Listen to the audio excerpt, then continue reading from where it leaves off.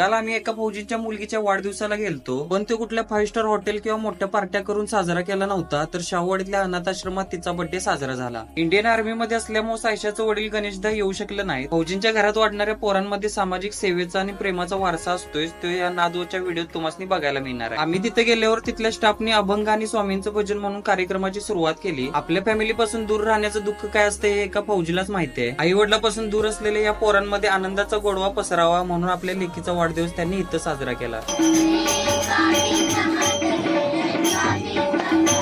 सगळ्यांनी औक्षण करत आशीर्वाद आणि शुभेच्छा दिल्या. खरं सेलिब्रेशन म्हणजे दुसऱ्याच्या चेहऱ्यावर आनंद आणणं हे सायशाच्या फॅमिलीने शिकवलं. लागलीच आश्रमातल्या एका मुलाचा वाढदिवस साजरा केला. केक कापून झाल्यानंतर आश्रमातल्या 45 मुलांना त्यांना लागणाऱ्या गरजेचं साहित्य आणि पाणी बॉटल वाटल्या. ते चालू असताना बरीच मुलं सायशाला शुभेच्छा देत होती. या पोरांच्या चेहऱ्यावरचा आनंद महागड्या गिफ्ट पेक्षा मोठा होता. फौजीच्या फॅमिलीनं खूप खर्च केलता, जेवणाची देखील सोय केलती. सलाम त्या फौजीला जो देशासाठी रात्रंदिवस लढतोय, आणि सलाम त्या फौजीच्या परिवाराला ज्यांनी आपण काहीतरी वेगळं करू शकतो हे दाखवून दिलं.